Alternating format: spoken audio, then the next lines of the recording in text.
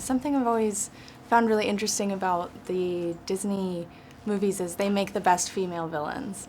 And what do you think it is that they tap into about the human condition that makes these women so despicable and hard to love? Well, first of all, they get the visuals. They create an extraordinary visuals for all of their villains, both male and female. And they, in the animated movies, the voices of the villains were always so distinct. And whilst I didn't reference the animated version of Cinderella from the 50s in terms of a performance, I did think about the stepmother's voice.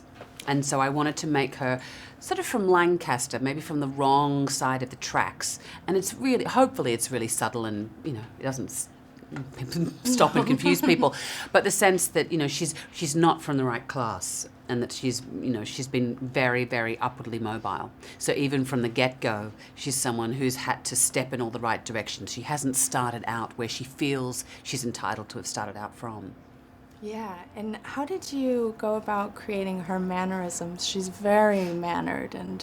Yes, I think it's because she's hiding, you know, her modus operandi, and she's hiding her less palatable side of herself from her new husband, from her new stepdaughter, and from the world. She's very considered and very calculating because that's the way she's had to survive in a world where she doesn't have financial independence, where she has two daughters to bring up, and sort of enduring the loss of two husbands. Is that she's had to create a world. She's very political.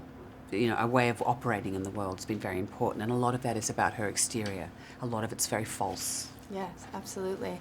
And I mean, can we just speak for a moment for a moment the dresses that you get to wear? Weren't they extraordinary? Oh I my mean, gosh. Sandy Powell is truly an inventor. She's a magician.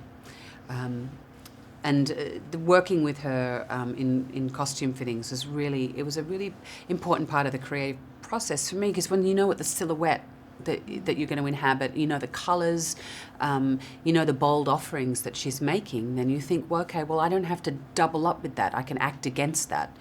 You know, my entrance, you know, that with Ken, you know, starting on the boots and the cat and the back of the dress and the hat, and then she's revealed. Yeah. So there's all that suspense and all of those visuals that the audience is not necessarily registering up here, but they do register on a deeper level. Absolutely. And you've worked with many of the greatest directors of our time, and Kenneth being one of them. He comes from an actor's background. Can you talk about how that influences the way he directs you?